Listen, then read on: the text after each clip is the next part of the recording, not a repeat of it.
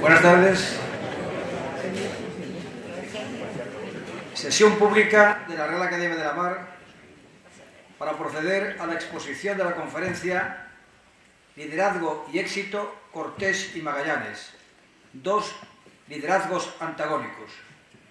A cargo del académico de número y director de la Real Academia de la Mar, ilustrísimo señor don Carlos Cremades Carceller.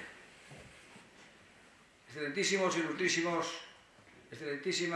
e ilustrísimas señoras y señores, sean ustedes bienvenidos a este acto que hemos organizado gracias a los buenos oficios de la Asociación Española de Ingenieros Navales, a la cual, una vez más, reiteramos nuestro agradecimiento. El presentador de la conferencia, del conferenciante, será el académico de número, el ilustrísimo señor don Marcelino González Fernández, que tiene la palabra.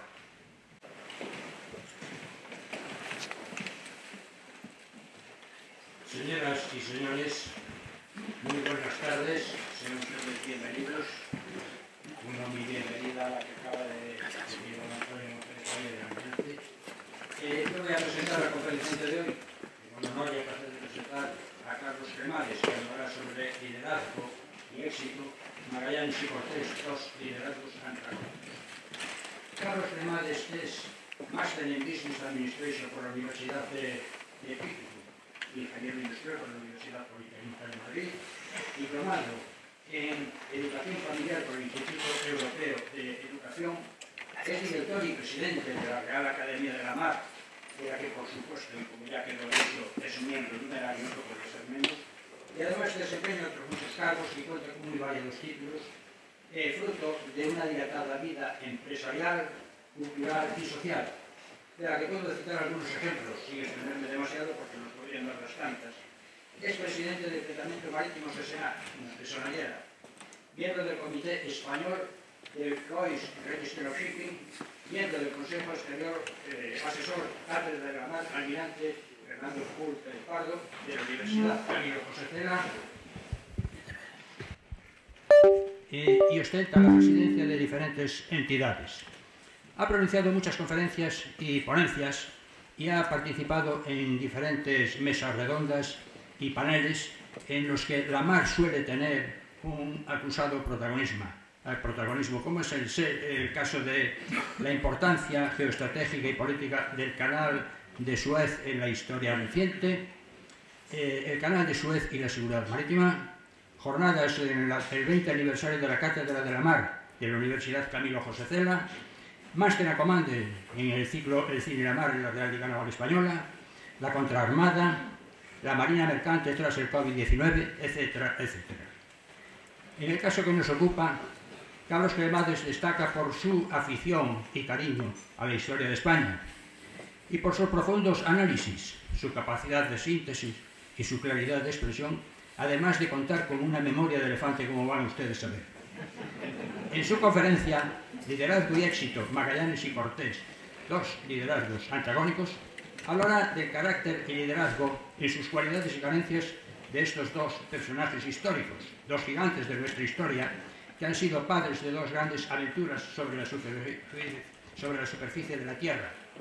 Magallanes y su búsqueda de las Islas de las Especias navegando por Occidente, aventura que, como saben, finalizó de forma dramática cuando se murió en Filipinas y terminó a cargo del Cano con la vuelta al mundo, algo que no estaba preparado de antemano, pero ahí terminó esa primera vuelta al mundo.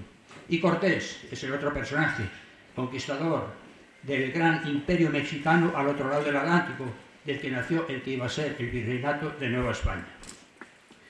Carlos Cremades hace interesantes comparaciones entre el liderazgo ostentado por dichos personajes históricos y el liderazgo de hoy en día, del que se habla mucho, sobre todo en el ámbito de las grandes empresas. El liderazgo actual se efectúa vislumbrando el futuro en un mundo cambiante en el que hay que organizarse, sobrevivir a la competencia, cumplir con los objetivos con audacia y solventando un montón de problemas, teniendo siempre presente que un error puede llevar a la caída en picado en bolsa o, en el peor de los casos, a la desaparición de la empresa. En cambio, los protagonistas de la conferencia Magallanes y Cortés, y como ellos, otros muchos, eran lo que construían ese futuro. Ellos no lo calculaban como se calcula ahora, ellos eran los artífices del futuro que iba a tener nuestro país, con un liderazgo sin cuento en el que un error no producía una caída en bolsa. El error podía llevar a su muerte y a la muerte de su gente y a la desaparición de la empresa, al liquidamiento total. En resumen, la conferencia de Carlos Cremades se centra en el concepto de liderazgo y en las cualidades y carencias en el liderazgo de estos dos grandes personajes de la historia, que son Fernando de Magallanes y Hernán Cortés. Y sin más preámbulos, porque él es el que nos tiene que contar todas estas cosas, cedo la palabra a Carlos Cremades, agradeciéndoles la atención prestada. El 18 de octubre de 1522, tan solo un mes y pico después de la llegada del Cano, de su primera vuelta al mundo, acontecía en Valladolid un interrogatorio realmente extraordinario. El juez de un tribunal, don Sancho Díaz Leguizano, interrogaba al propio Juan Sebastián Elcano sobre los sucesos gravísimos ocurridos en ese viaje a las Molucas y en concreto sobre lo sucedido con Magallanes. 13 de las 13 preguntas que se le van a formular, 7 tienen que ver con Magallanes, siendo cruciales la 12ª y la 13ª. ¿Cómo mataron los indios a Magallanes? ¿Por qué los que estaban alrededor no ayudaron a Magallanes y a los que estaban a su lado cuando estaban atacados por los indios? Tan solo 5 meses antes, Hernán Cortés ha escrito al rey la tercera carta de relación. En ella le narra cómo en la lucha en las propias calles de Tenochtitlán ha caído prisionero y lo llevan arrastrando 5 capitanes aztecas. Lo llevan arrastrando para matarlo, extrayéndole el corazón en el Templo Mayor. Cuando parece el fin absolutamente inminente, hay un soldado llamado Lerma, un indio llamado Bautista, Cristóbal de Guzmán, que llega con un caballo a toda prisa, y Cristóbal de Olea, que llegan en un último y desesperado intento para liberarle. Lerma acaba con una lanzada en toda la cara. Cristóbal Guzmán muere, lo mismo que el caballo que intentaba llevar para defender y proteger a Cortés. Cristóbal de Olea morirá también. Pero con todo ello, gracias a ello, Cortés logra salvarse. Era la segunda, nos dirá Bernal Díaz del Castillo, que Cristóbal de Olea era la segunda vez que salvaba la vida a Cortés. La primera había sido cuando ayudado en la toma de Xochimilco, ayudado por 3 tlaxcaltecas, y cuando de nuevo parecía el fin de Cortés inevitable, logró liberarle. Si bien el propio Bernal nos dice que acabó con 3 profundas heridas, cuyas cicatrices, dice, sirvieron y decoraron la memoria de su hazaña.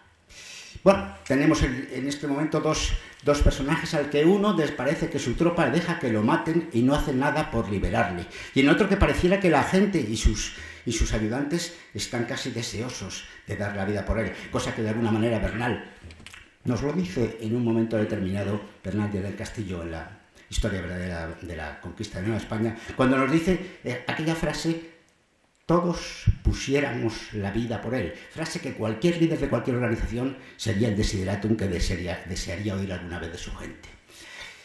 ¿Quiénes eran estas 2 personas? ¿Eran buenos líderes? ¿Cómo fue su historia y su vida?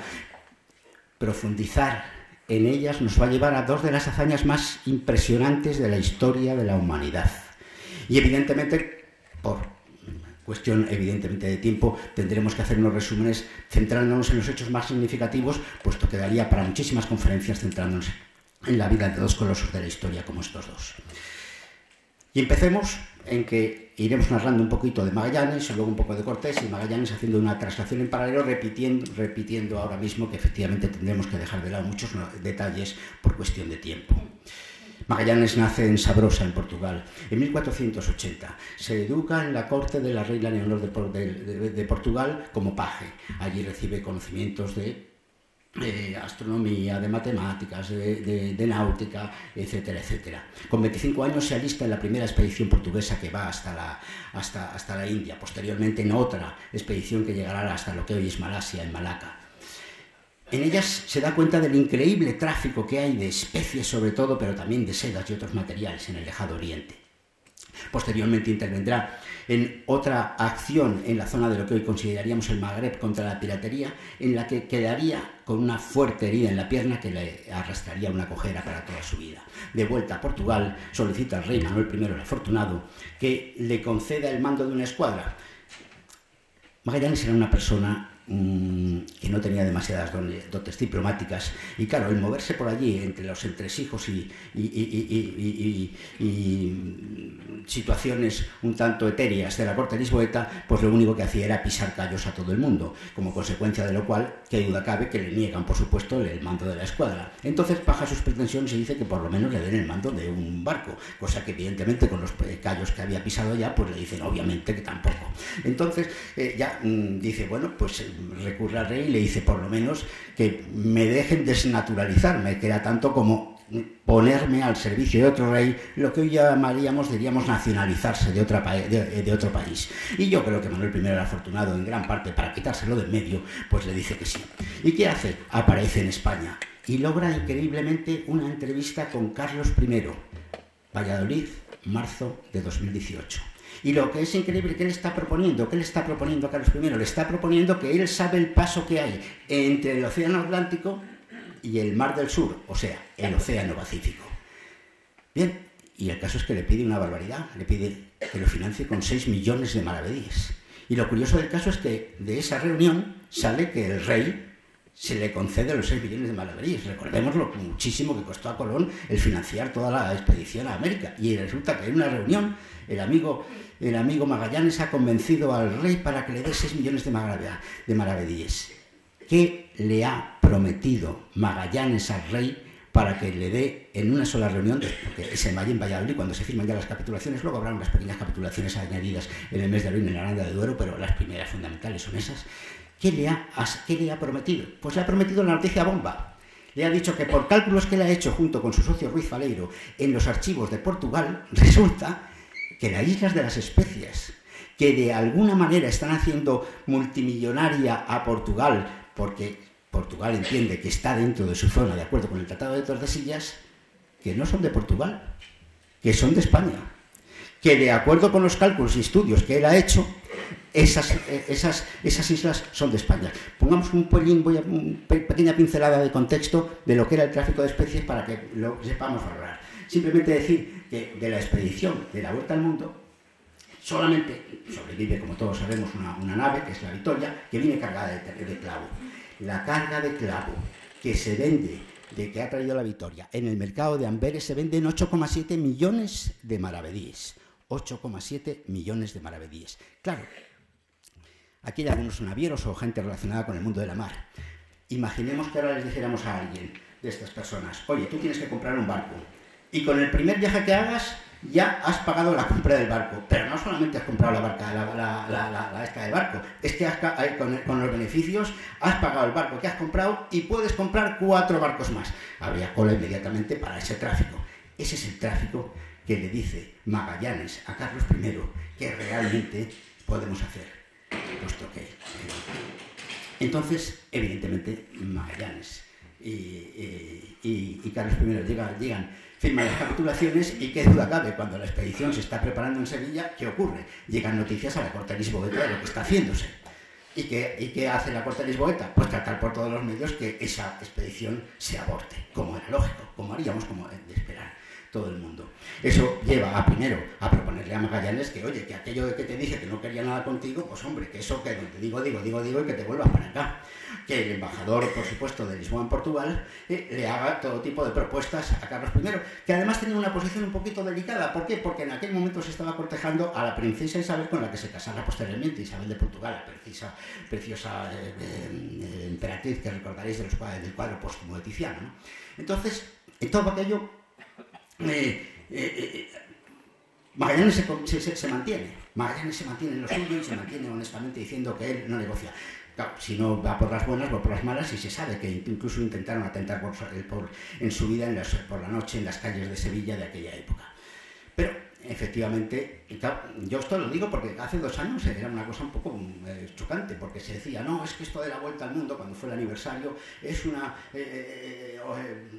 empresa que respondieron y que protagonizaron España y Portugal. Y yo digo, sí, la protagonizaron España y Portugal. España intentando que se hiciera y Portugal intentando que no se hicieran. Sí, hay 2 protagonismos, pero un poco diferentes, evidentemente. Bueno, ¿qué hace Carlos I? Evidente, Carlos I, y esto es importante, lo que va a suceder ahora es que dice, oye, dado que yo financio la exposición, yo pongo a una persona como conjunta persona, dice el documento, al mando de la expedición, con rango prácticamente casi igual que el de Magallanes. Y además exijo que la derrota a seguir y la derrota que se vaya siguiendo se comunique a todo el mundo. Eso era obvio. Si yo pongo el dinero, quiero tener el know-how de lo que se va llevando, porque además, ojo, recordemos que en aquella época no era tan obvio de que los barcos iban y volvían, podían perderse. Recordemos aquella coplilla que había en aquella época que decía, el que no sepa rezar, que vaya por esos mares, que verá que pronto aprende sin que se lo enseñe nadie. Es decir, allí cuando se salían a navegar en aquella época, ojo, ojo, que a ver quién volvía. Y por lo tanto, Carlos I lo que dice, exige,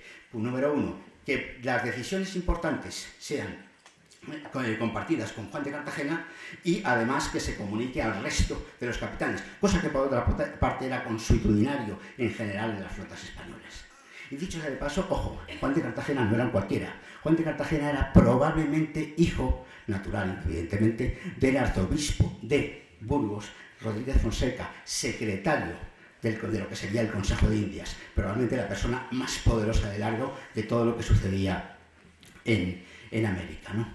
Bueno, ya está todo listo para salir. Hay 5 barcos, como mando principal y al mando además de la Trinidad está Magallanes y como persona conjunta de nuevo, pues como hemos dicho, Juan de Cartagena. Empieza la navegación y nada más empezar esa navegación, salen el 10 de septiembre de 1519 de Sevilla, pues ya recalan en Canarias y ya en Canarias ya se ha puesto a calentar el asunto ¿entre quién? Entre Magallanes y 3 de los capitanes españoles. Hay 3 capitanes españoles y hay 2 capitanes portugueses, aunque el 65% de las tripulaciones son españolas, ¿eh? Entonces, ¿qué ocurre? Pues que Magallanes no informa de dónde se tiene que ir ni de la derrota que va a seguir, cosa que además la derrota en aquella época era lógico que se dijera a dónde vamos a ir, porque se podía quedar cualquier barco retrasado por cualquier mal motivo y había que saber a dónde se iba. Es decir, bueno, pues él no dice absolutamente nada. Juan de Cartagena se empieza a calentar y entonces en un momento determinado le envía mensaje a Magallanes, que Magallanes le dice que él no comparte la derrota con nadie, ni nada de nada, y que el que le siga, que él sabe perfectamente a dónde va. La cosa se va enrareciendo, y además Magallanes le gustaba que todo el mundo le rendiera una cita pleitesía, y había organizado que todas las tardes todos los barcos un poquito se pasaran cerca de él para hacerle un saludo protocolario. Uno de esos días que Juan de Cartagena le hace un saludo, pero de diferente manera, y aquello no le gusta a Magallanes y aquello se empieza todavía a calentar más porque los capitanes españoles se sienten totalmente ninguneados, ojo, y además entiende que está incumpliendo radicalmente, puesto que ellos de alguna manera también eran responsables ante el rey de que se cumplieran las órdenes, porque de alguna manera ellos eran los depositarios desde el punto de España del conocimiento de la travesía. Bueno, estando en esta situación, Magallanes coge y les cita un día a una reunión, y entonces a esa reunión piensa Juan de Cartagena que por fin va a comunicar un poco las derrotas y a seguir, pero para su sorpresa tratan de otra serie de temas y no dice absolutamente nada, con lo que Juan de Cartagena de manera vehemente mantiene allí que eso no puede ser, que él tiene derecho a esa información y que por lo tanto exige que se le dé esa información. Para sorpresa de todos, Magallanes coge y lo que dice es que le prendan y que le pongan grilletes a Juan de Cartagena. El asunto tiene asunto. Claro, que le pongan grilletes. Los capitanes españoles no sabían de su asombro y al final entre todos lograron que, dado el carácter de noble de Juan de Cartagena, por lo menos aunque estuviera detenido y por supuesto del puesto de capitán, pero al menos que le quitaran los grilletes. Pero el asunto ya se había puesto calentado. Cruzan el Atlántico. ¿Y qué ven? Y ven que desde luego resulta que Magallanes, buscando ese paso del Océano Atlántico al Pacífico, coge, llega a la desembocadura del Río de la Plata y se mete por ahí. Error que ya había cometido Diego Solís en la expedición de 1515, pero que hace y confirma a los mandos españoles de que el señor Magallanes no tiene ni idea de por dónde está el paso, porque se ha metido por un río pensando que era el paso al otro océano, punto.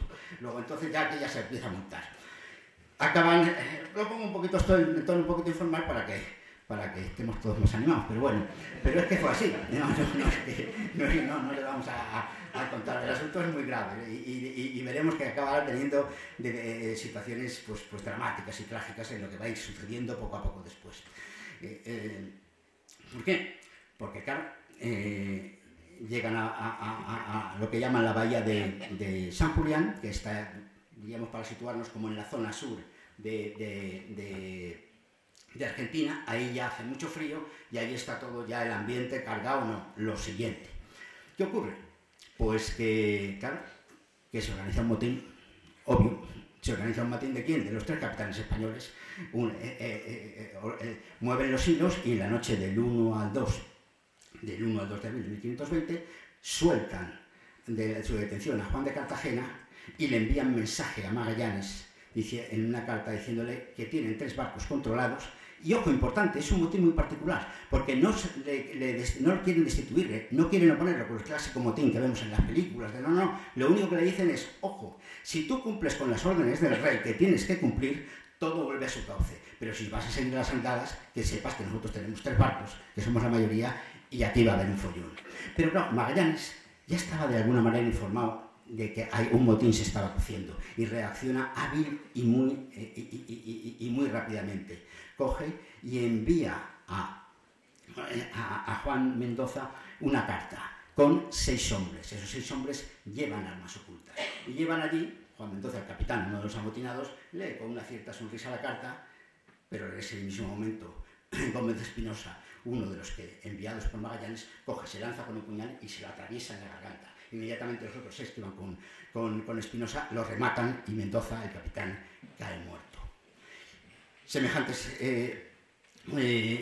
disputas ocurren a bordo de los otros 2 barcos y al final el motín es totalmente abortado y Magallanes se hace con el control de todo. Los castigos que Magallanes impondrá a los amotinados serán terribles. A Quesada, uno de los capitanes, hará que su fiel criado Luis de Molino lo decapite.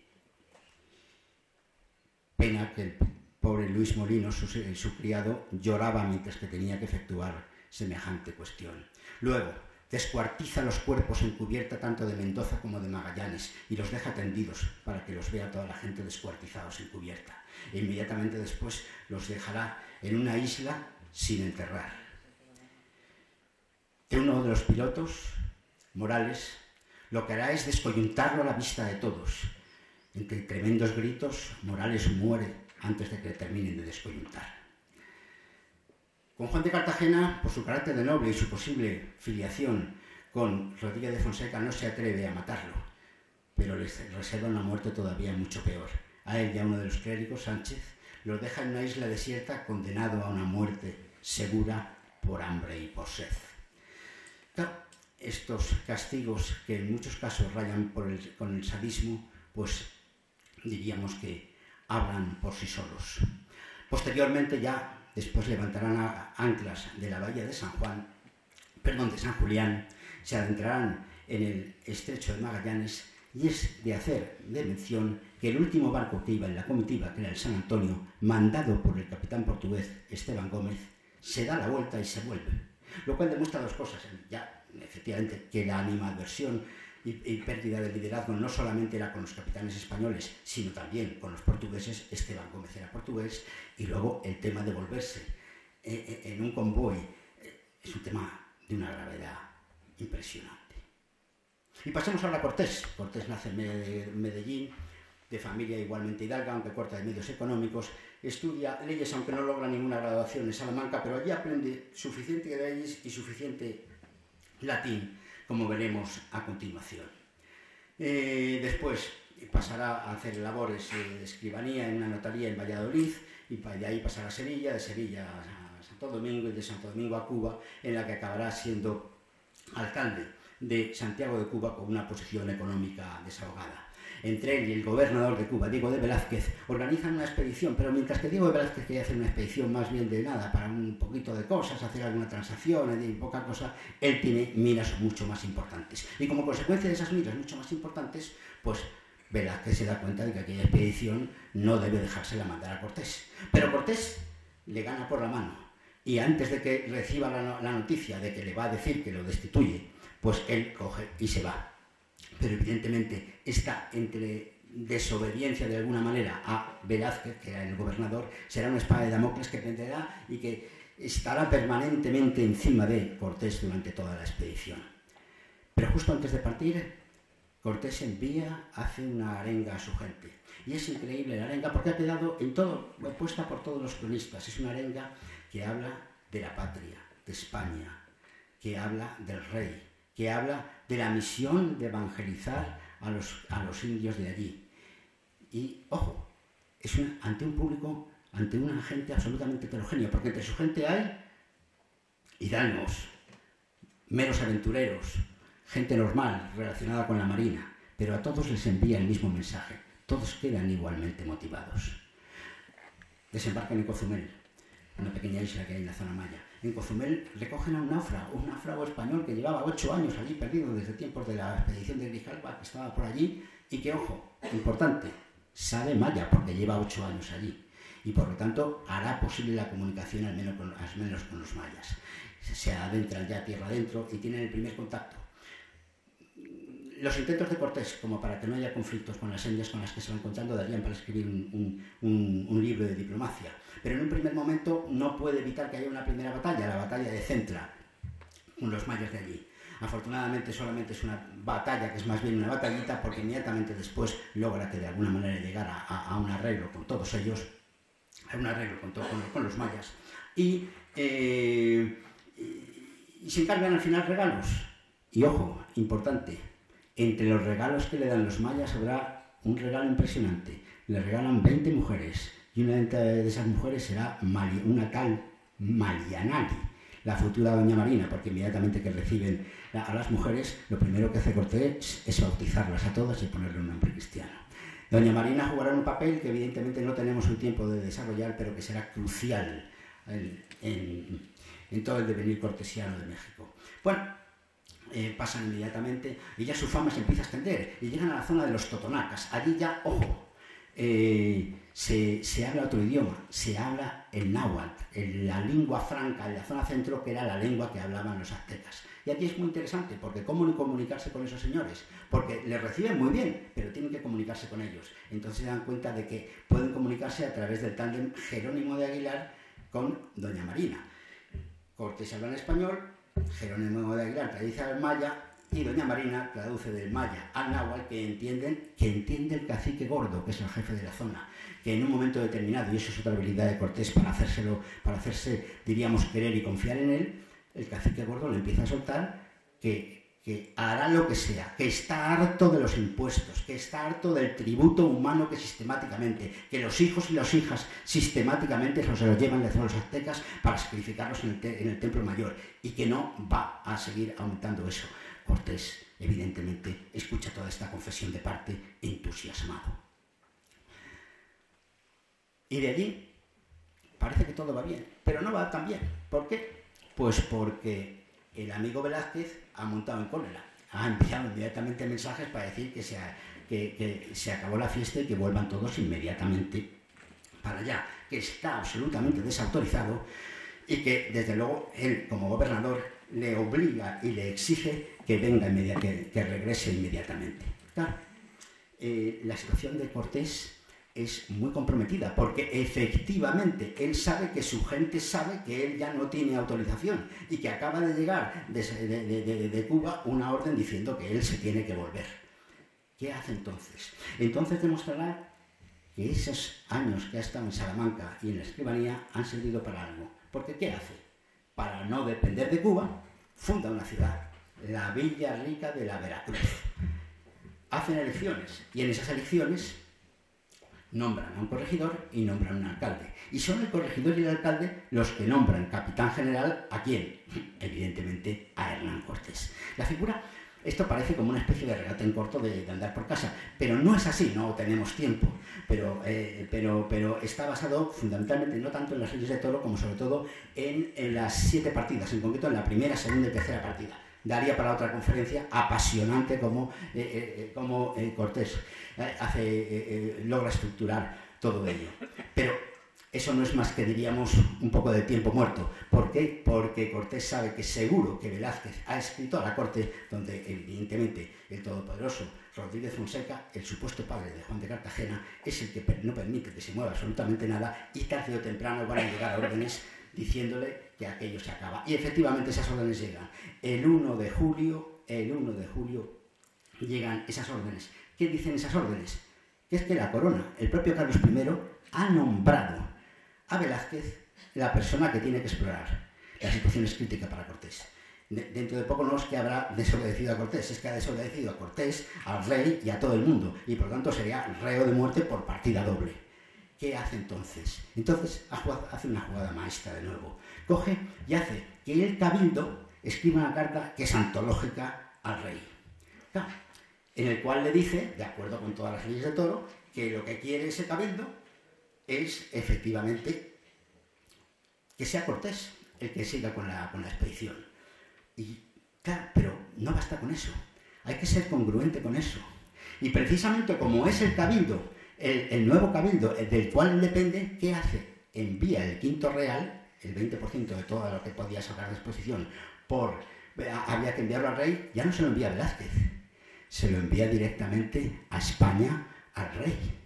Pero es que no solamente le envía el quinto real, convence a su tropa para que le envíen todo, el 100% de lo conseguido hasta ese momento les convence para que, aunque les correspondería, de acuerdo con las normas consuetudinarias del botín, dice todo, hay que enviarlo para allá. Si estuviéramos en una partida de póker diríamos que Cortés va arrestado, ha puesto todos sus saberes en la mesa y efectivamente los envía a la corte, los envía a Carlos I. Los regalos, que son extraordinarios en fondo y forma, llegan en el mejor momento, porque Carlos I acaba de partir para ser coronado emperador en Aquisgrán. Ha tenido que pedir un préstamo extraordinario a los Fugger, avalado de sus imperativos españoles, para poder comprar los votos de algunos de los electores alemanes, y necesita el dinero como el comer. Pero es que los regalos además son fabulosos, tan fabulosos que inmediatamente Carlos I lo que hace es que los envía, y los envía a Bruselas. Allí en la Gran Platz, en el edificio del ayuntamiento, se exponen el gran pintor Alberto Durero irá a verlos y escribirá en su diario: jamás he visto en mi vida unos objetos que solacen tanto mi corazón. Pero es que además esos objetos tienen un valor de 37,5 millones de maravedíes, más de 4 veces lo que había costado toda la expedición para dar la primera vuelta al mundo. Aquello es muy importante porque además, y eso los abogados aquí presentes lo entenderán perfectamente, el mero hecho de la recepción por parte de la corona, directamente por Cortés, de los regalos, supone un implícito acto propio de aquiescencia de las posiciones cortesianas. Si yo me quedo directo, lo que me acaba de enviar Cortés es que tiene derecho a enviármelo como enviado desde la Villa Rica de la Veracruz, y por lo tanto Velázquez no cuenta nada. Pero Velázquez tiene su quinta columna dentro de las flotas, dentro de la gente de Cortés, y no descansa. Y esa quinta columna ve que efectivamente ellos ya no quieren seguir allí, que es mucho más seguro volver a Cuba que andar con Cortés, que no se sabe a dónde va a acabar. Y entonces organizan el apoderarse de un barco, matar al maestre y escapar con un bergantín por la noche.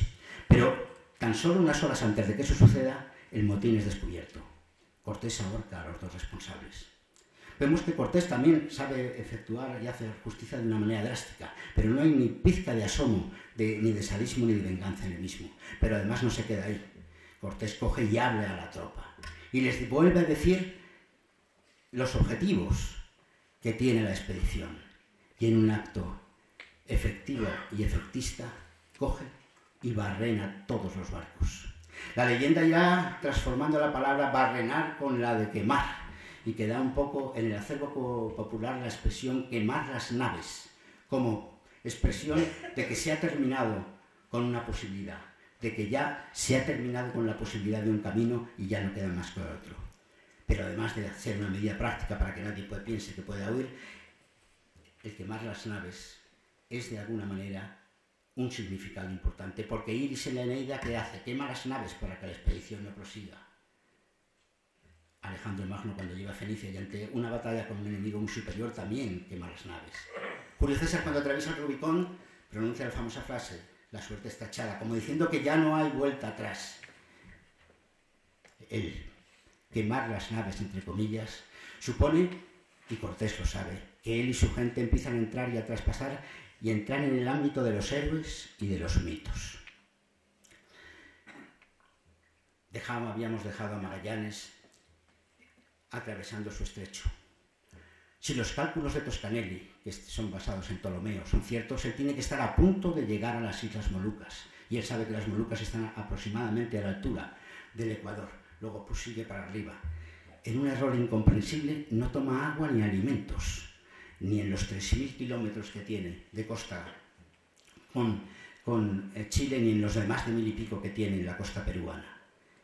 Tal medida se tornará como un error gigantesco. ¿Por qué? Porque Toscanelli estaba equivocado, y Ptolomeo también. Las medidas auténticas del perímetro terrestre eran las que había hecho Aristóteles en el siglo II a.C. No son 30.000 kilómetros de perímetro, sino 40.000. Y se enfrentan a una travesía absolutamente insólita, por un mar nunca atravesado y prácticamente sin alimentos. La situación es patética. La gente se llega a comer el cuero que hay alrededor de los mástiles, el serrín. Por las ratas a bordo se pagan auténticas fortunas. Pero sobre todo una nueva enfermedad absolutamente desconocida empieza a aparecer. A la gente se le empiezan a inflar las encías, a caer los dientes y entran en un estado de postración que les conduce sistemáticamente a la muerte. Ese escorbuto, la falta de vitamina C, absolutamente desconocida en aquella época. Aquellos que logran comer algunas ratas sobreviven un poco mejor, porque como hoy se ha visto afortunadamente, las ratas son capaces de sintetizar algo de vitamina C, y así los que comían ratas, algunos sobrevivieron. Más de 19 murieron en ese trayecto y otros 30 enfermeraron de tal magnitud que luego acabarían muriendo poco después. Por fin, después de 3 meses y 20 días, y siendo quizá una de las hazañas marítimas mayores de la historia de la humanidad, se llega a la isla de Yunnan. Habían atravesado un océano, como el Pacífico, en unos cascarones y además sin alimentos. Más de 10.000 kilómetros. A la isla de Yunnan, ¿cómo la llamarán? Pues evidentemente San Lázaro, porque entendieron que igual que Lázaro ellos habían de alguna manera sobrevivido o resucitado a una muerte segura. De allí pasarán a la isla de Cebú. En la isla de Cebú encuentran a un personaje, el rey Humabón, un cacique, que ya no era un ignorante, era una persona que ya conocía el valor del dinero, de los impuestos. Bueno, eso los gobernantes es lo primero que aprenden. Y entonces, pues evidentemente, Magallanes, aunque tenía las órdenes de Carlos I, eran muy tajantes. Oye, usted lo que tiene que hacer es ir allí, traer especies y sobre todo asegurarse de lo que usted me ha vendido, que es que realmente las Islas Molucas quedan en la zona española de acuerdo con el Tratado de Tordesillas. Pero por algunas razones, que hay libros enteros especulando del porqué, pero no tenemos tiempo para meternos en ello, él empieza a hacer una especie de proselitismo extraño y a decirle al rey Humabón que tiene una propuesta para él. ¿Y cuál es la propuesta? Que si él se hace súbdito del rey de España, pues entonces, y además se hace cristiano, que le va a hacer, diríamos, el factotum de todas las islas de alrededor y de todos los caciques alrededor. Claro, Humabón está encantado. Dice, oye, pues qué bien, paso a ser el rey de toda mi zona. Claro, la cosa podía funcionar entre los reyes menos poderosos que él, que hubieran los caciques en las islas de alrededor, pero no podía funcionar en la isla de Mactán, vecina, que tenía un rey, Lapu Lapu, que se consideraba mucho más importante y mucho más poderoso que Humabón. Claro, Lapu Lapu dice que, hombre, que todavía hacerse súbdito del rey de España pase, pero de Humabón, hombre, ni de broma, porque Humabón en el fondo era mucho menos importante que él. Claro, Magallanes entra en un tira y afloja, y al final Humabón dice que ni se hace súbdito ni del rey de España, y mucho menos de Humabón ni de nadie, y que ahí le espere en su isla. Y Magallanes entonces contraviniendo todos los consejos, absolutamente todos, de todos sus ayudantes y capitanes, dice, vamos a darle un escarmiento a estos. Y además, pueden venir los señores de Cebú, pero que no intervengan porque nosotros nos bastamos solos para acabar con todo este hacer. Y se meten en que en la madrugada del día 27 de 1921, pues organiza una flotilla con chalupas de 61 personas para dar un escarmiento a la Apulapu. Claro, ni sabían quién era la Apulapu en el sentido de qué potencial tenía ni nada de nada. La primera en la frente es que como no han estudiado ni han hecho bien la operación, pues llegan con marea baja. ¿Qué ocurre? Que entonces las barcas que tenían la supuesta artillería no pueden hacer caso, con lo cual toda la artillería queda absolutamente inútil porque están tan lejos, típico en las Islas Coralinas, ¿no? Pues no pueden acercarse. Bien, ya empezamos por ahí mal. Pero es que además, claro, toda la tropa tiene que entonces andar con casco, con armadura, con espada, con un montón de cosas, un larguísimo trecho hasta acercarse a la playa.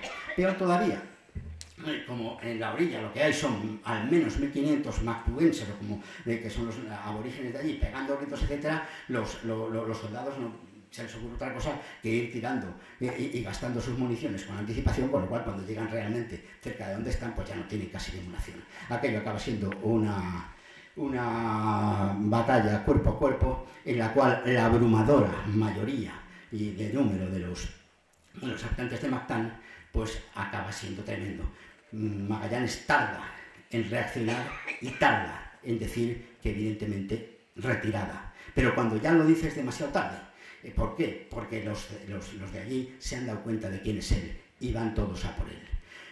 Lo que parece claro es que la mayoría de la gente se inhibe, sálvese quien pueda, se vuelven a las chalupas y queda Magallanes con 3 o 4 alrededor que evidentemente acaban yendo primero a Magallanes y luego acabarán matándolo y rematándolo hasta tal punto de que ni siquiera se puede recuperar el cadáver. Claro, es evidente que el fin, en la causa inmediata del desastre de Mactán está en la pésima preparación de la operación de ataque. Pero la causa inmediata más profunda está en las semillas de odio y resentimiento que el propio Magallanes fue sembrando a lo largo de toda la expedición y que aquí se reflejaban en que evidentemente la tropa no quiso echarle ni a echarle la mano ni a protegerle en el momento en que evidentemente peligraba su vida. Y volvemos ahora con Cortés, y lo hemos dejado teniendo que, habiendo barrenado los barcos, seguirá y se encontrará con los tlaxcaltecas. Los tlaxcaltecas será un encuentro fabuloso. ¿Por qué? Primero hubo tres guerras con ellos, 3 batallas, mejor dicho. En cada una de ellas Cortés intentaba enviar unos mensajes y ahí jugó un papel importante, muy importante, doña Marina, intentando templar gaitas, intentando hacer ver a los tlaxcaltecas que les convenía mucho más la unión con los españoles para enfrentarse a los enemigos acérrimos históricos de los tlaxcaltecas, que eran los aztecas, y al final, al cabo del tercer día, llegan a unas paces y llegan a firmar una alianza que aguantará todo y que será una de las bazas cruciales para Cortés en la conquista de México. La conquista de México no se podría haber hecho sin los tlaxcaltecas, y hay que decir que los tlaxcaltecas, al firmar esa alianza, le fueron fieles a Cortés hasta el final. Es más, yo diría que fueron fieles a la corona española hasta la independencia, me atrevería a decir. Bueno, unidos, y ahí tengo que acelerar un poco aquí, pues a los tlaxcaltecas llega Tenochtitlán, en Tenochtitlán pues logra coger el pseudo prisionero a Moctezuma, está en una situación un poco expectante y absolutamente débil dentro de Tenochtitlán, y en eso le llegan mensajes de que Velázquez, no nos logramos quitárnoslo de medio, ha desembarcado con un pedazo de ejército de más de 1000 personas, cerca de 100 caballos, cerca de 100 escopeteros, etcétera, etcétera, etcétera, dispuesto a terminar de una vez por todas con Cortés, cogerlo, juzgarlo y evidentemente ejecutarlo. La situación de Cortés es impresionante. Está colgando de un hilo en una situación en Tenochtitlán rodeado de aztecas y encima le llega Velázquez que le desembarca. Y entonces de nuevo él coge parte de la tropa que tiene allí en Tenochtitlán y va al encuentro con Velázquez. En realidad no va Velázquez posiblemente, sino ya un personaje que luego será famoso después por otras causas, Pánfilo de Narváez, ¿no? ¿Y qué hace? Pues hábilmente, dice, yo no puedo ponerme a luchar con esto, que además son españoles, son míos, y hace una operación de comando por la noche, coge prisionero a Pánfilo de Narváez y luego convence a la tropa de todos los demás para que se pasen con él y se vayan con él a Tenochtitlán. Operación de comando, operación increíble. Ya a los pocos que no están muy por la labor les dan una propina, evidentemente. Cortés será uno fuera de serie para manejar estas situaciones, y entonces vuelve a Tenochtitlán, pero con 1000 soldados más, con 90 caballos más, con no sé cuántos caballos más, y a Pánfilo de Narváez lo deja allí bien custodiadito para que no dé guerra. Bien, pero cuando vuelve se encuentra que la situación ha cambiado radicalmente. Alvarado, que es el que ha dejado el mando, ha metido la pata hasta el Corvejón y ha creado lo que se llamaría la matanza del Templo Mayor, y tiene a todos los aztecas absolutamente en contra. Tanto es así que los aztecas, cuando él saca a Moctezuma para intentar templar gaitas y que matan a Moctezuma de unas pedradas, y allí hay que salir como sea y por la noche. Es el intento de salida por la noche que se conoce como noche triste, que acabará pues fatal. Más de la mitad de los hombres de Cortés morirán, más de la mitad de los tlaxcaltecas aliados suyos morirán, se perderá todo, etcétera, etcétera, y aquello pues será tremendo. Por hacer la historia corta, luego llegará la victoria de Otumba, en algún momento volveremos sobre ella, y por fin, años después, tendremos el sitio de Tenochtitlán, y por fin, el 13 de agosto de 1521, caerá Tenochtitlán y entrarán en ella totonacas, tlaxcaltecas y los españoles. Bueno, y con esto, que no se puede extender más porque no hay tiempo, pues ya tenemos elementos suficientes como para ver un poco las características más importantes del liderazgo. ¿Y qué características del liderazgo vamos a decir? Porque hay libros y libros y libros y libros. Bueno, leí hace poco y me gustaron, dentro del ChatGPT de OpenAI, esta empresa de inteligencia artificial, que además está últimamente en los periódicos, precisamente por el despido de su CEO, de Sam Altman, y su vuelta a ella, etcétera, etcétera, que había sacado del chat una serie de 7 virtudes que me parecieron bastante acertadas en cuanto a las virtudes que tiene que tener, o las cualidades que tiene que tener un líder. Yo añadiré 2 más a esas 7, pero vamos, a estas 7 la primera tiene que ser inspirador. Inspirador. Cortés, evidentemente, desde el momento cero, hace una arenga, que han, como digo, recogido todos los cronistas, tratando de poner los más elevados ideales e inspirar a su tropa. No consta que Magallanes hiciera nada ni si remotamente parecido. El segundo tiene que ser comunicador. Obvio, hemos de saber comunicar. Es evidente que también ahí Cortés trata de comunicar. Es más, sorprendía en aquella época que una persona estando al mando quisiera comunicar tanto con su tropa como lo hacía Cortés. En el caso de Magallanes es uno de sus puntos negros. No solamente no es que supiera comunicar, es que al no comunicar nada, incluso no comunicar lo que tenía que comunicar, como era la derrota, etcétera, etcétera, parecía que tenía una agenda oculta, con lo cual, pues mal. Luego, tiene que ser empático. ¿Empático qué es eso? Saber ver las cosas desde el punto de vista del contrario. Y claro, en el caso de Magallanes es que ni supo ver algo tan evidente como que los capitanes españoles tenían todo el motivo del mundo para quejarse, ni tampoco supo captar algo tan obvio que era que el Apu-Lapu no iba a querer ser súbdito de un rey que era inferior a él.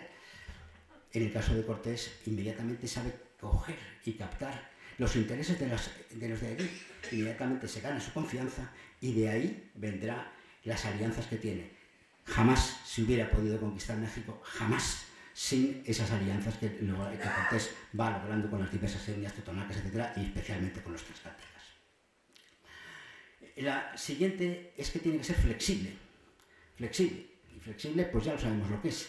De la historia que hemos visto, vemos que la flexibilidad de Magallanes, no digo que no la tuviera, en algún momento sí que se puede analizar, pero no es muy flexible. La de Cortés parece que en cada momento, y creo que el tema cuando de alguna manera Velázquez le busca las cuerdas, las cosquillas, cuando le dicen que no puede ser, funda la Villa Rica de Villa Cruz, etcétera, etcétera, es decir, es de una flexibilidad y de una creatividad impresionante. La siguiente, tiene que ser justo, ¿no? Justo. Y ahí ese es un borrón en Magallanes. Porque en realidad todo lo que sucede proviene no tanto, aunque está un poco, de su negativa a compartir, etcétera, información, como a que todo el mundo pues en el fondo no se fía de él, de alguna manera, no se fía de él. En este sentido, hay otra característica que la que uno ahora mismo, que es que sepa crear equipo. Y claro, otra vez de las virtudes. Y Cortés parece claro que sí. ¿Por qué? Pues hay un detalle de esto. Una de las veces que le salvan la vida en Tenochtitlán, hay un indio, un soldado raso y 2 personas de mandos intermedio. Todo el mundo intenta salvarle la vida. Claro, hay una carta muy reveladora de Magallanes, de hasta qué punto él no sabe crear equipo. La carta la escribe el 27 de noviembre, cuando está terminando de pasar el estrecho de Magallanes. Hace 6 meses que ha ocurrido el motín de San Julián. Y la escribe a otro capitán, a Duarte Barbosa, que es, en el fondo, pariente suyo, puesto que es primo hermano de su mujer. ¿Y qué le dice? Le dice algo increíble, que él toda la vida ha estado intentando comunicarse con todos, que siempre ha tenido la puerta abierta para hablar con todos, que siempre ha estado comunicando y aceptando todas las propuestas de todo el mundo, pero que desgraciadamente desde que ocurrió lo de San Julián se encuentra solo y nadie le tienen miedo y nadie viene a hablar con él. Para algunos historiadores esta carta es una prueba de cinismo al máximo. Y además lo apostillan diciendo, mire usted, esto es tratar de preconstituir prueba, porque como sabe que cuando vuelva a España va a haber bronca y le van a pedir esto, y no va a tener prácticamente ninguna opinión a favor, trata de preconstituir la prueba de que aquello era una balsa de aceite. Pero diríamos que sobreactúa, o al menos eso dicen los críticos que toman esta postura. ¿Por qué? Porque firma la carta, y es la primera vez que firma con su nombre castellanizado. No digo más. Hay otros que dicen que no, que esa carta es una prueba evidente de que él está haciendo propósito de la enmienda, de alguna manera dándose cuenta de los errores anteriores.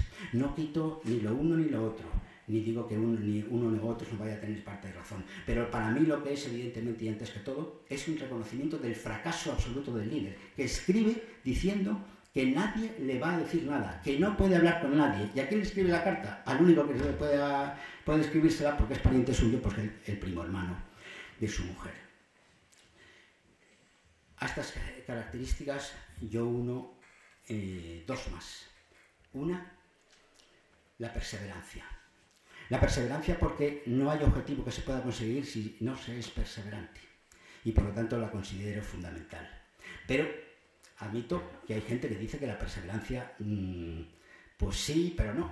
En concreto, en este mismo año, en el mes de abril, Manuel Conte, en Expansión, que siempre escribe artículos provocadores, pero siempre interesantes en general, escribía un artículo llamado El dilema de Magallanes, basado en un libro de Fernández Ernesto que se llamaba Magallanes más allá del mito, en el que, en el fondo, el artículo venía a reflejar abandonar o seguir.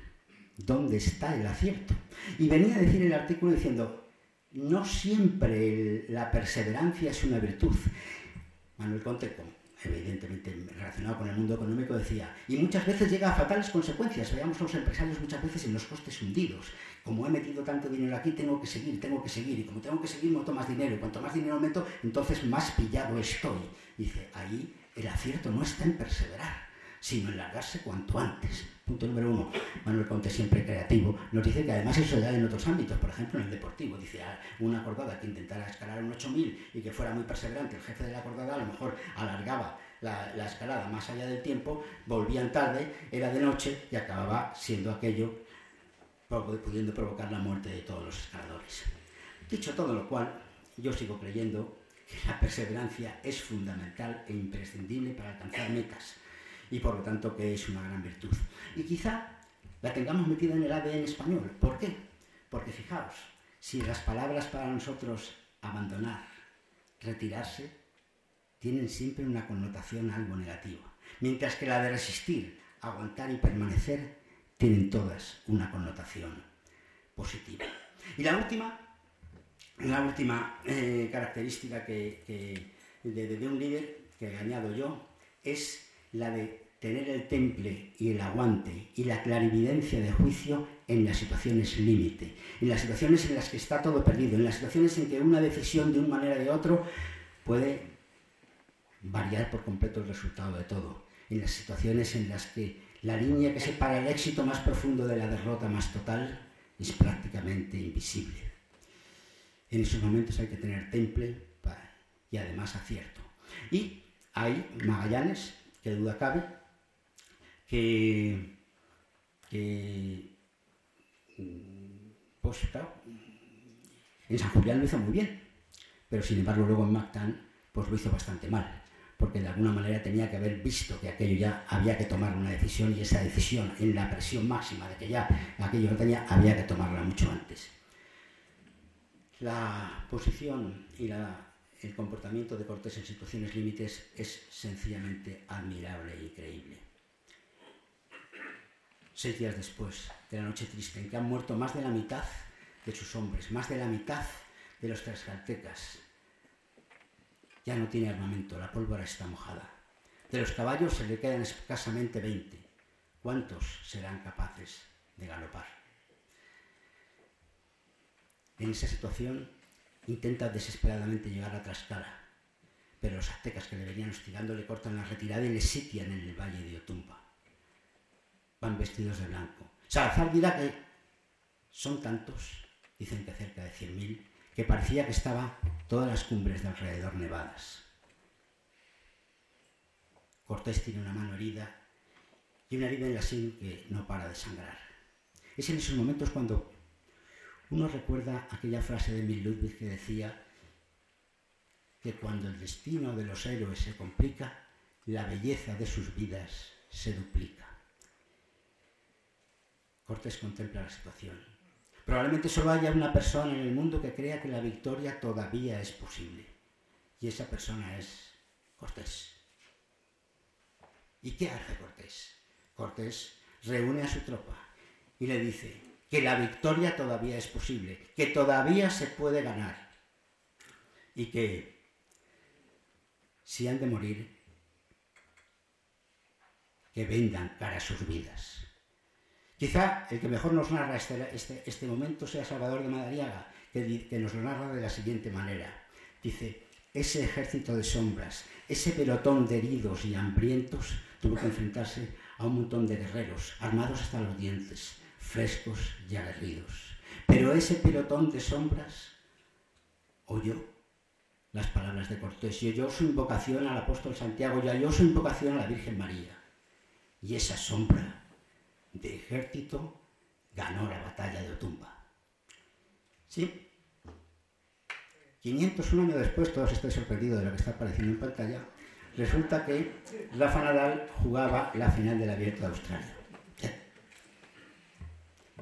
Las 2 horas y media de partido, perdía 2 sets a 0, 2-3, 0-40. El último revés, un revés paralelo de Medvedev, en palabras textuales del locutor de Eurosport, habría metido a Rafa Nadal en la caja del ataúd.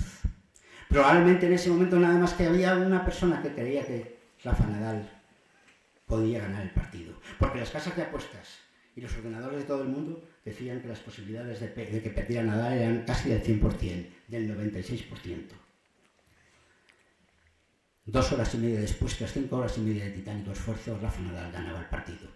Le preguntaron 2 días después a Tony Nadal, el auténtico forjador del carácter de Rafa, cómo había podido suceder eso, además con 35, casi 36 años, cómo podía ser. Y Tony Nadal le dijo: pues probablemente Rafa se dijo para sí mismo las palabras que tantas veces habíamos interiorizado a lo largo de años y años de entrenamiento. Hasta el último momento siempre se puede ganar. Siempre se puede ganar. Ten siempre esperanza en la victoria. Y si has de perder, ven de cara a tu derrota. ¿No? Evidentemente no voy a comparar ni mucho menos la trascendencia infinitamente mayor de lo hecho por Cortés de la de Rafa Nadal, pero creo que es motivo de orgullo y de esperanza el que 500 años después otro español se diga palabras muy parecidas a las que se dijo Cortés y que esas palabras le lleven a una victoria para él y para España. Y para resumir un poquito todo este mundo de la de las cualidades, decir que quizá las faltas de cualidad de liderazgo, no digo de otras, pero sí de liderazgo, de Magallanes y las de Cortés quizá hayan sido ambas para bien. Me explicaré. Porque si Magallanes hubiera sido un buen líder, probablemente no habría muerto en Mactán. Y en el mejor de los casos se habría limitado, con suerte, a llegar a la isla de las Molucas, de la isla de las Especies y haber vuelto a España por el Pacífico. Magallanes jamás se hubiera atrevido a ir por la ruta portuguesa en la que era buscado como traidor. Gracias a su muerte, entre comillas, pero por entendernos, Juan Sebastián Elcano toma el mando de la victoria y se atreve en un golpe absolutamente de audacia a ir por esa ruta portuguesa y llegar y conseguir lo que es el hito de la primera vuelta al mundo. Magallanes aparece de ahí como coautor y gracias a Elcano es coautor de una hazaña que probablemente él, bueno, probablemente no, con toda seguridad, él nunca pensó y que probablemente jamás hubiera podido realizar. Y con respecto a Cortés, ¿qué decir? Que estamos ante uno de los grandes héroes de la historia universal. Compararlo con Alejandro sería empequeñecerlo. Sí. No solamente porque, como decía Clausewitz, solo aquellos que consiguen grandes hechos con medios pequeños llegan a la meta de modo triunfante, sino por una causa todavía mucho más clara y evidente. Nada queda de la herencia alejandrina ni en Egipto, ni en Turquía, ni en Irán, ni en Afganistán, territorios conquistados por Alejandro.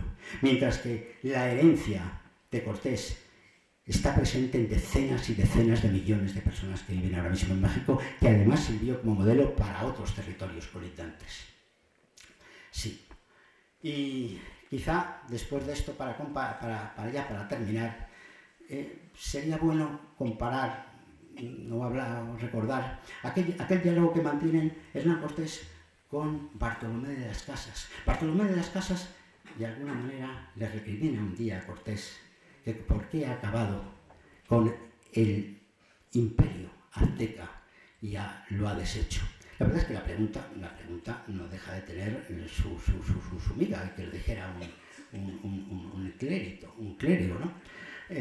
Porque, como nos dice el profesor Victor Hanson Davis en su libro Matanza y Cultura, tan solo en las fiestas de inauguración del Templo Mayor hubo más de 80.000 muertes de personas de otras etnias. Como el mismo Hanson Davis puntualiza, una cifra diaria muchísimo mayor que la del campo de exterminio de Auschwitz. Pero Cortés probablemente se le quedaría mirando, y sabemos lo que le contestó.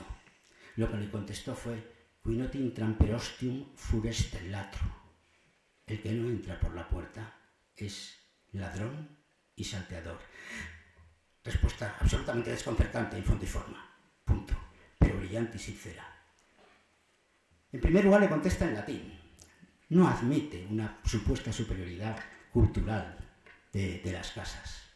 En segundo lugar le contesta con un pasaje del Evangelio de San Juan, Juan 10:1. Tampoco admite que de alguna manera Bartolomé se situó en una posición por encima de él en los terrenos religioso o moral. Esta siempre ha sido una de las virtudes de Cortés, ponerse a la altura de su interlocutor, bien para rebatirle, bien, como este es el caso, bien para estar de acuerdo con él. Pero, ¿qué nos quiere decir Cortés con esta frase? Pues lo que nos quiere decir es que, de alguna manera, él siempre ha sido claro. Siempre ha sido claro en que quería acabar con un régimen como era el azteca, uno de cuyos pilares era el exterminio sistemático de las etnias de las zonas comunes. Gracias a eso todos apoyan a Cortés. Y que de alguna manera ha sido también claro en crear un nuevo Estado, cubierto de la raíz de la cultura hispana, de raíz cristiana, y a partir de ahí una nueva sociedad, la nueva sociedad del que será el virreinato de Nueva España. Nueva sociedad que además en la que el mestizaje será una pieza fundamental y única. Y yo diría que absolutamente excepcional, porque no existió en la colonización de los ingleses en Estados Unidos, ni en la India, ni mucho menos en Sudáfrica, ni la belga en el Congo, ni la holandesa en Indonesia, y por lo tanto que se revela absolutamente excepcional. Pero quizá el último y séptimo velo que todavía nos quiere decir Cortés con esa frase no es lo que él ha dicho, o no es solo lo que él ha dicho, porque el texto de San Juan continúa. ¿Y qué dice? Dice: yo soy el buen pastor que conoce a mis ovejas. Evidentemente Cortés no está queriendo decir que sea el buen pastor para nada, pero sí está queriendo decir que él de alguna manera es el padre de ese nuevo Estado, el virreinato de Nueva España, que él ofrece a su patria y a su rey, y que de alguna manera plasmó de manera ideal Lope de Vega en aquellos preciosos versos que puso en boca de Cortés y que decían: di a España triunfos y palmas en felicísimas guerras, al rey infinitas tierras y a Dios infinitas almas. Muchas gracias.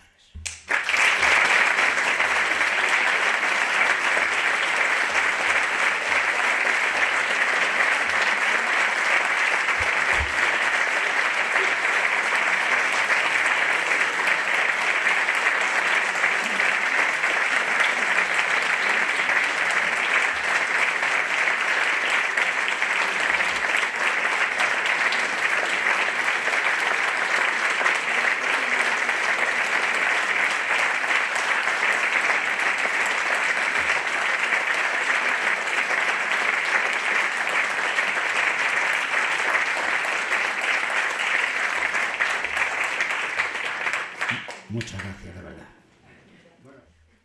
Bien, evidentemente el tema era otro y no me he podido meter ahí con doña Marina, pero dado que se pregunta, hay gente que limita la labor de doña Marina a lo que era más elemental, a que era la que capacitaba la traducción.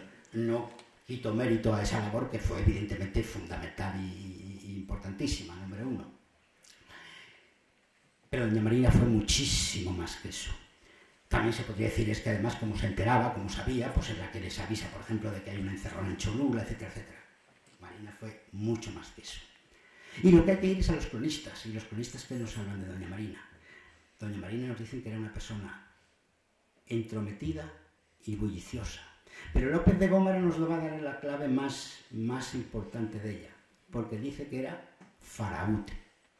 ¿Y qué era faraute? Y tendremos que ir, para saber lo que es faraute, no al diccionario de hoy, evidentemente, sino a los diccionarios de aquella época. Tendremos que ir al diccionario de autoridades del siglo XVIII o al diccionario de Covarrubias del siglo XVII para ver lo que era faraute. ¿Y qué era faraute? Faraute era el que, dicen, el que da principio a la comedia o a la tragedia, el que introduce, el que crea el prólogo, el que crea la introducción de lo que se va a hablar. Hoy hay cursos de negociación que dicen que en los primeros 10 minutos de negociación se sitúan las bases de quién está arriba o abajo en la mesa de negociación. En términos militares, quién está en la posición alta de la colina y quién está abajo. Evidentemente, eso es crucial como se plantea. No es para nada lo mismo llegar y decir que soy Cortés y vengo aquí a ver, al fin, un poco, que podemos ser amigos, no podemos que ser enemigos, en fin, nos vamos a llevar bien, etcétera, etcétera. A llegar a decir, no, yo vengo de un rey que es el más poderoso de la tierra. Dicho sea de paso, traigo al verdadero Dios, porque el suyo no vale para nada. Y además, yo sé que tiene usted un problema terrorífico con los aztecas que le llevan a la gente cada 2 por 3. Y yo vengo a resolverle ese problema. Esa es la labor que evidentemente hizo Marina, porque es faraute, es la que introduce y no está traduciendo, es la que llega, faraute, y pone en contexto la situación.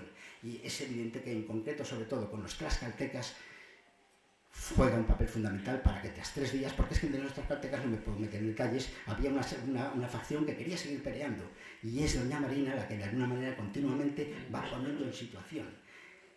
Vamos, es absolutamente seguro de que sin doña Marina y sin su labor, evidentemente la conquista hubiera sido infinitamente más problemática y no sabemos cómo hubiera acabado. Doña Marina es fundamental en el éxito de la conquista, fundamental en el éxito de Cortés. ¿Otra pregunta?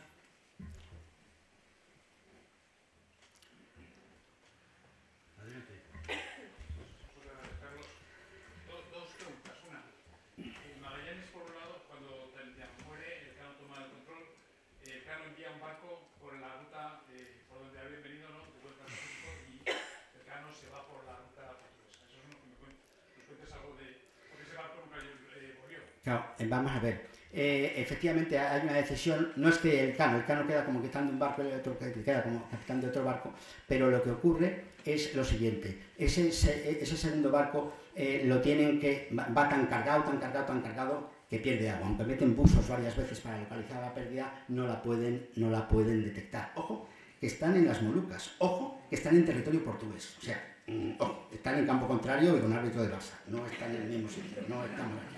O sea, hay que saber que estás en esa situación. Y en esa situación, ¿qué ocurre? Pues que mandan carenar el barco, mandan cual, y al final logran detectar.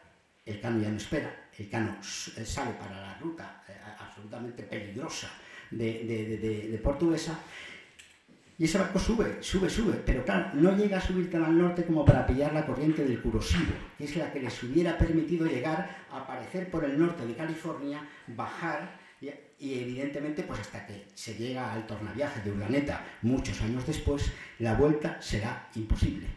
Por eso digo, antes cuando hablando de Magallanes he dicho, en el mejor de los casos hubiera podido volver por la ruta del Pacífico, en el mejor de los casos. Ojo, al volver ese barco es prisionero y cogido prisionero por los portugueses, que evidentemente están al acecho.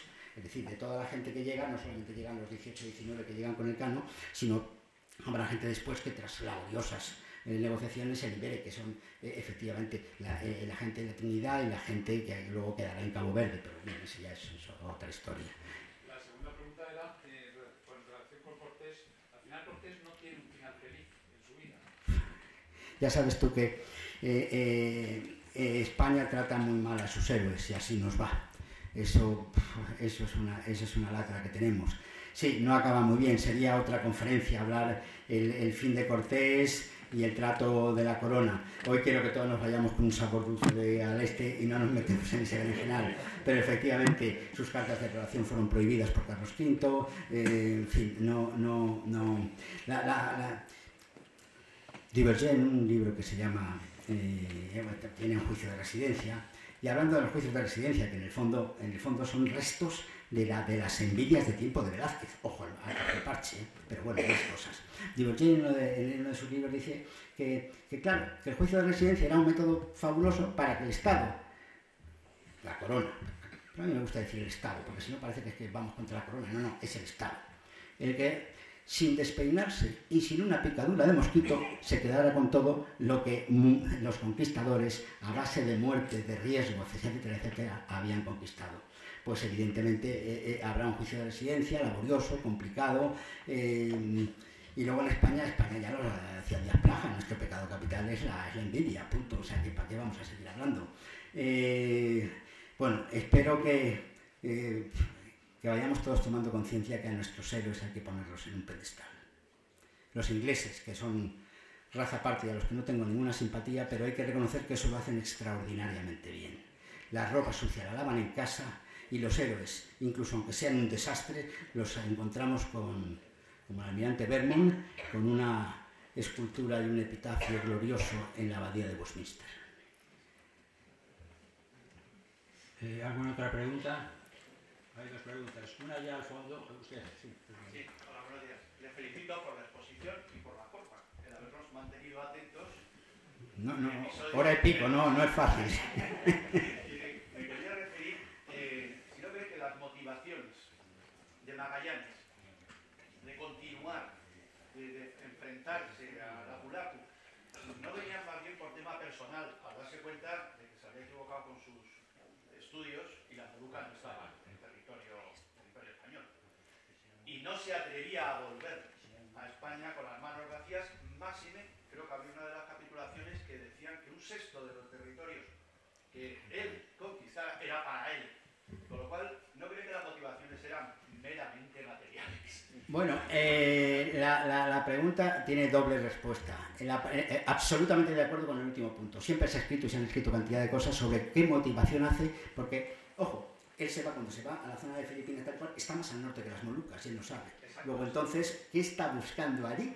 ¿Qué está buscando allí? Luego, es evidente que él va buscando, muy probablemente, territorios para luego poder reclamar él su sexto. Totalmente de acuerdo.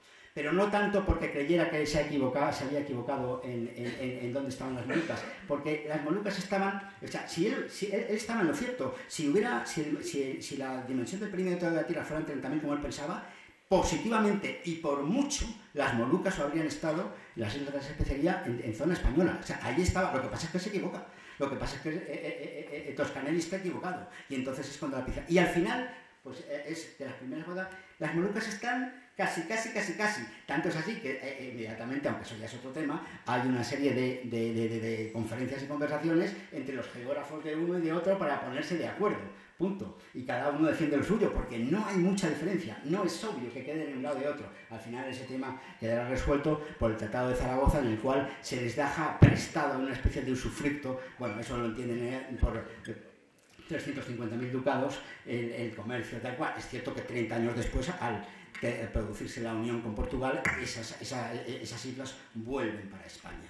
O sea, que sí que es cierto que él busca probablemente unos territorios para su propio pecunio, entre comillas, vaya la expresión, cuando él va a intentar conquistar, o como queramos llamarle, territorios aquí, sí. Vamos, es una de las hipótesis que más se manejan. Sí. El siguiente es allá al fondo, lo había pedido antes. Quería preguntarle si la mitología mexica consideraba un semidios. No, eso se ha hablado mucho, pues era Coatzacoalcos y la gente pensaba que evidentemente las antiguas profecías podían ser. Yo creo que eso, en un principio, cuando Moctezuma le llegan las primeras noticias de que han llegado hombres barbudos, ya han llegado del mar y tal, muy probablemente lo pensara. Después yo creo que ya no, porque voy a decir, no, estos señores han venido en barco, ven en barquita, bueno, pero que en un principio pudo haber un primer flash en que él lo pensara, no es descartable. Bueno, agradecer la charla, que ha sido muy interesante. Y luego no sé si se te pasó también analizar la vida de Pizarro como a que podría ser algo intermedio en el que también crea un equipo para desarrollar una gesta tremenda, pero luego termina, pues como termina, ¿no? Asesinado por alguien cercano. Por el hijo de Almagro, sí. Y sus amigos. Bueno, que esto, vamos a tener que hacer más conferencias. La vida de Pizarro es otra vida absolutamente apasionante. Estamos en otro mundo y claro, sí, hacemos otra conferencia sobre Pizarro. Bien, señores, la última pregunta a Aragón, que he pedido el turno, y con eso terminamos. Carlos. La excitación y el asombro y el micronegocio y envidia. Por una parte, me vuelvo a lo que es el título de la conferencia, el liderazgo. Entonces, la pregunta era, en relación con Magallanes, hay una contradicción. Según hemos visto en la primera parte, se ha comentado que es un puro líder, porque consigue con esa perseverancia, que ha comentado los requisitos, comunicador, inspirador, llega y consigue el objeto que pretende. Pero luego, en la segunda parte, como la de antes, que es la expedición, lógicamente ahí decrece y no llega al objetivo que se plantea. Entonces, ¿cómo puede ser un líder ser o no ser? Bueno, pues yo diría que era una persona, claro, esas primeras virtudes que hay van más en el campo de la perseverancia y del estudio. Él logra analizar las cosas y él persevera en decir voy a llegar a convencer al rey. Claro, el líder en realidad tiene que ser líder de un conjunto de personas. Y claro, ser capitán de un barco, y más todavía capitán de una flota, es una labor de liderazgo complicada y para la que son imprescindibles las diríamos, cualidades absolutas de líder. No ya de perseverancia, no ya de estudiar el tema, no ya de convencer a alguien, que es evidentemente un mérito y una virtud, sino de gobernar todo aquello. Y yo creo que ese liderazgo de un grupo, en este caso, él no tiene esas cualidades. Me comentaban antes de empezar la charla que más que un marino con mente amplia sabiendo que tiene que lidiar con gente que hay en un barco, parecía una especie de militar intransigente. No digo militar solo, militar intransigente, que era ordeno y mando, pero tal cual. Hay libros que dicen que en realidad lo que ocurre, pero esto ya no es el llano de tema, que es que en realidad él nunca fue un buen marino. O sea, lo increíble de Magallanes es que ha tenido muy buena prensa, pero eso nos llevaría a otra que la gente ya quiere ir al vino.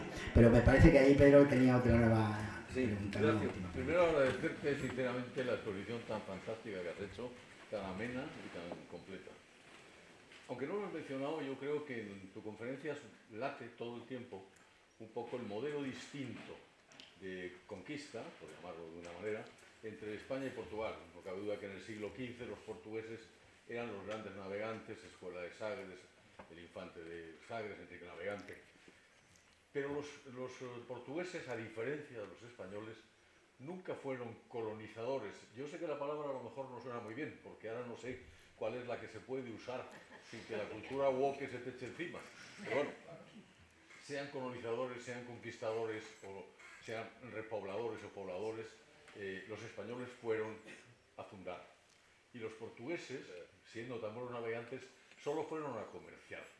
Y eso me parece que es importante, y quizá en la idea de Magallanes estaba más bien esa, de comerciar, mientras que Cortés tenía muy claro lo que quería hacer.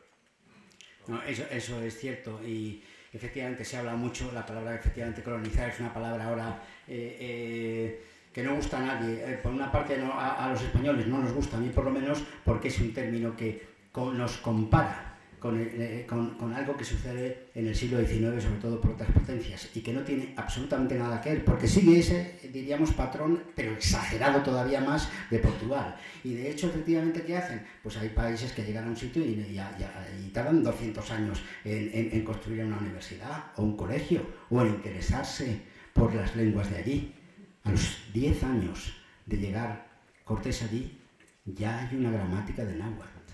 Y ya a los 15 hay un colegio para los indígenas. Hombre, si lo comparamos con Estados Unidos, en que el único indio bueno era el indio muerto y que tardaron no sé cuántos años en tener la primera gramática de los indios de por allí, yo creo que está dicho todo. Pero vamos, eso podemos seguir dándole en futuras conferencias. Hay que dejar algo para otro día. Bien, señoras y señores, el tiempo vuela. Así que ponemos punto final a este interesante coloquio. Muchas gracias por sus estupendas preguntas.